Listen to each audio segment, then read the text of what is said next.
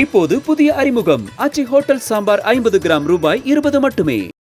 இலங்கை கடற்படையால் கைது செய்யப்பட்ட மீனவர்கள் மற்றும் விசைப்படகுகளை விடுவிக்க கோரி ராமேஸ்வரம் மீனவர்கள் தீக்குளிப்பு போராட்டத்தில் ஈடுபட உள்ள நிலையில் தீயணைப்பு வாகனம் மற்றும் கருவிகளுடன் போலீசார் பாதுகாப்பு பணியில் ஈடுபட்டுள்ளனர். இதுகுறித்த கூடுதல் விவரங்களோடு இணைகிறார் செய்தியாளர் பூபேஷ். அவரிடம் பேசலாம். வணக்கம் பூபேஷ். ராமேஸ்வரம் மீனவர்கள் முன்வைக்கக்கூடிய கோரிக்கை என்னவாக இருக்கிறது? நிச்சயமா வணக்கம்.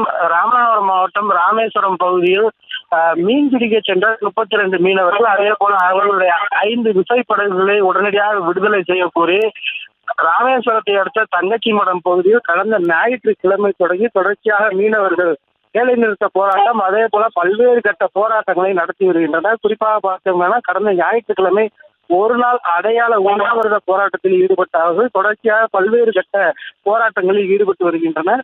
அது மட்டுமல்லாமல் ராமநாதபுரம் மாவட்டத்தை அடுத்த தங்கச்சி மடம் பகுதியில் இன்றைய தினம் அவர்கள் தீக்குளிக்கும் போராட்டத்தை அறிவித்து அதன்படி அந்த பகுதியில் அந்த போராட்டம் நடத்தப்பட இருப்பதையொட்டி அதிக அளவில் போலீசார் குவிக்கப்பட்டுள்ளனர்.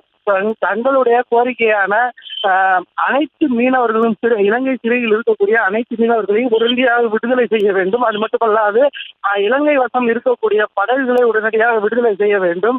அதிக அபராத தொகை மற்றும் பல்வேறு கட்ட சித்திரவதை செய்யக்கூடிய இலங்கை அரசிடம் உடனடியாக இந்த பிரச்சனைக்கு நிரந்தர தீர்வு காண மத்திய அரசு உடனடியாக நடவடிக்கை எடுக்க வேண்டும் என்ற கோரிக்கைகளை வலியுறுத்தி தொடர்ச்சியாக போராட்டத்தில் ஈடுபட்டுள்ளன.